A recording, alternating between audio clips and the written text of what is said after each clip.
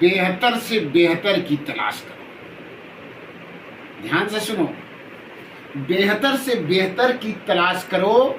मिल जाए नदी तो समंदर की तलाश करो। मिल जाए नदी तो समंदर की तलाश करो। टूट जाते हैं शीशे अक्सर पत्थरों की चोट से। टूट जाते हैं शीशे अक्सर पत्थरों की चोट से। तोड़ दे पत्थर ऐसे शीशे की तलाश करो। तोड़ दे पत्थर ऐसे शीशे की तलाश करो। ऐसे शीशे की तलाश करो।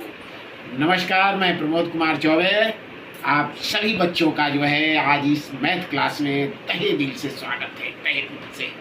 तो आज हम लोग पढ़ते हैं भाज्य एवं अभाज्य संख्या।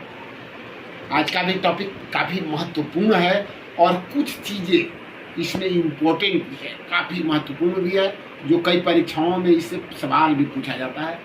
भाज्य एवं अभाज्य संख्या किसे कहते हैं? भाज्य एवं अभाज्य संख्या। सबसे पहले भाज्य संख्या को देखते हैं। भाज्य और अभाज्य संख्या को हम लोग जानेंगे। तो अभाज्य संख्या वह संख्या है, सबसे पहले भाज्य देखें। भाज्य संख्या वह संख्या है जिसका जो खुद से एक से इसके अलावा एक या अधिक संख्या से, इसके अलावा और भी किसी संख्या से विभाज्य हो जाए उसे भाज्य संख्या कहते हैं। यानी भाज्य संख्या को इस तरह भी परिभाषित किया जा सकता है कि एक और खुद के अलावा उसका और भी गुणनखंड हो, उसको भाज्य संख्या कहते हैं। अभाज्य संख्या वह संख्या है जो एक और खुद के अलावा किसी भी संख्या से विभाज्य नहीं होती है।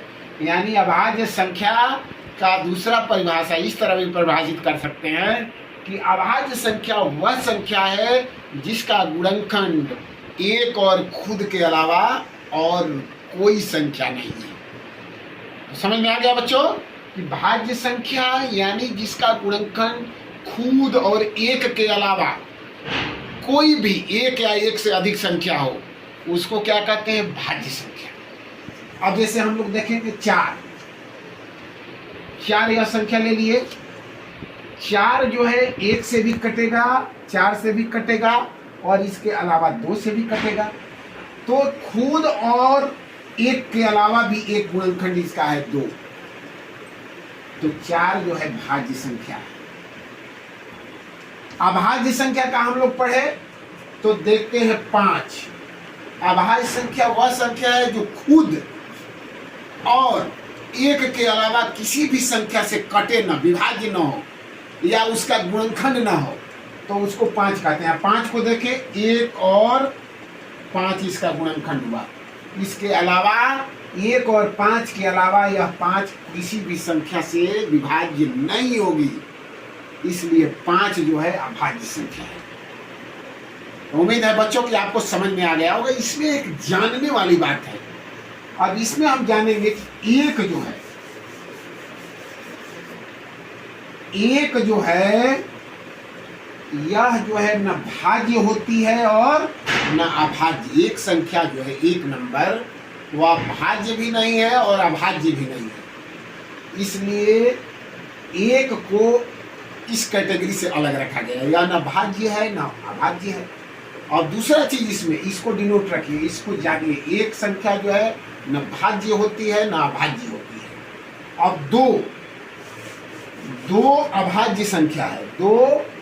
दो क्या है? अभाज्य संख्या। दो अभाज्य है क्योंकि दो सम संख्या है फिर भी अभाज्य है, क्योंकि दो का गुणनखंड हम देखेंगे तो एक और दो के अलावा और नहीं होगा। एक और दो यानी खुद और एक के अलावा दूसरा नहीं है, इसलिए दो जो है अभाज्य संख्या है। तो यहाँ भी ध्यान देने की बात है कि दो ही एक ऐसी सभी सम संख्या भाज्य होती है, सभी सम संख्या भाज्य होती है, लेकिन दो एक ऐसी सम संख्या है कि वह अभाज्य होती है। तो ये दोनों चीज ध्यान देना है। एक जो है न भाज्य होती है न अभाज्य होती है, और दो एक ऐसी सम संख्या है। इसमें चाहिए, इसमें। यानी 2 एक ऐसी सम संख्या है जो अभाज्य है, सम होते हुए भी अभाज्य है। चलिए आज के लिए इतना।